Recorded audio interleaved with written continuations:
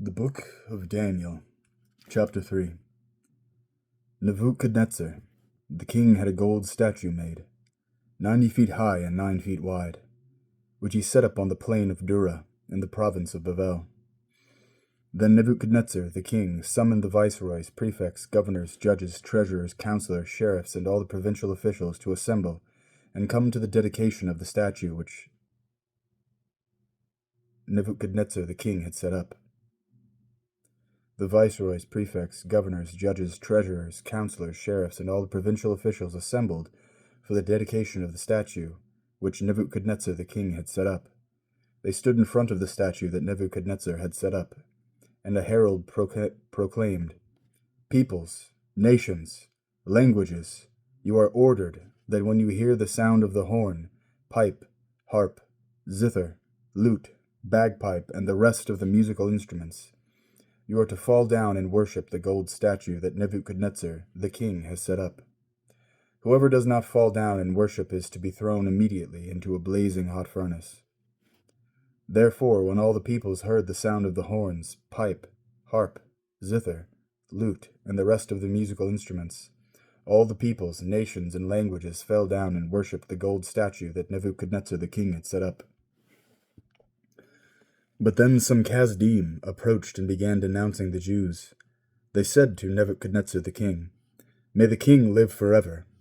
Your Majesty, you have ordered that everyone who hears the sound of the horn, pipe, harp, zither, lute, bagpipe, and the rest of the musical instruments is to fall down and worship the gold statue, and that whoever does not fall down and worship it is to be thrown into a blazing hot furnace. There are some Jews whom you have put in charge of the affairs of the province of Bavel, Shadrach, Meshach, and Abednego, and these men, your Majesty, have paid no attention to you. They do not serve your gods, and they do not worship the gold statue you set up." In a raging fury, Nebuchadnezzar ordered that Shadrach, Meshach, and Abednego be brought. When the men had been brought before the king, Nebuchadnezzar said to them, "Shadrach, Meshach, Aved-N'go, is it true that you neither serve my gods nor worship the gold statue I set up?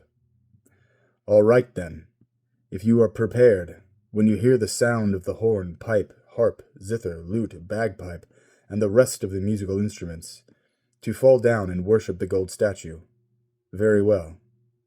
But if you won't worship, you will immediately be thrown into a blazing hot furnace. And what God will save you from my power then?"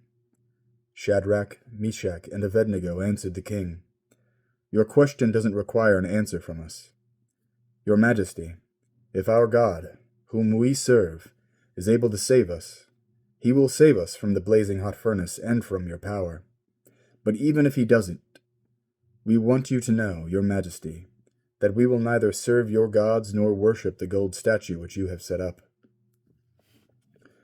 Nebuchadnezzar became so utterly enraged that his face was distorted with anger against Shadrach, Meshach, and Abednego. He ordered the furnace made 7 times hotter than usual. Then he ordered some of the strongest men in his army to tie up Shadrach, Meshach, and Abednego, and throw them into the blazing hot furnace. So these men were tied up in their cloaks, tunics, robes, and other clothes, and thrown into the blazing hot furnace. The king's order was so urgent, and the furnace so overheated, that the men carrying Shadrach, Meshach, and Abednego were burned to death by the flames. These 3 men, Shadrach, Meshach, and Abednego, fell, bound, into the blazing hot furnace. Suddenly, Nebuchadnezzar sprang to his feet. Alarmed, he asked his advisers, "Didn't we throw 3 men bound into the flames?" They answered the king, "Yes, of course, your Majesty." But he exclaimed, "Look, I see 4 men, not tied up, walking around there in the flames, unhurt, and the 4th looks like one of the gods." Nebuchadnezzar approached the opening of the blazing hot furnace and said, "Shadrach, Meshach, Abednego, you servants of El Elyon, come out and come here."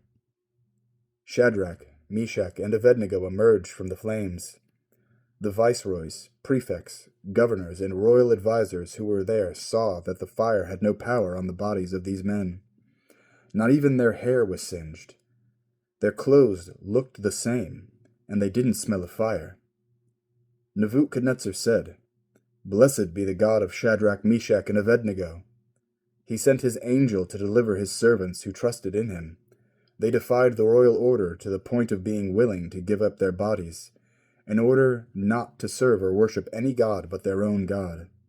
Therefore, I herewith decree that anyone, no matter from which people, nation, or language, who says anything to insult the God of Shadrach, Meshach, and Abednego is to be torn limb from limb, and his house is to be reduced to rubble, because there is no other God who can save like this."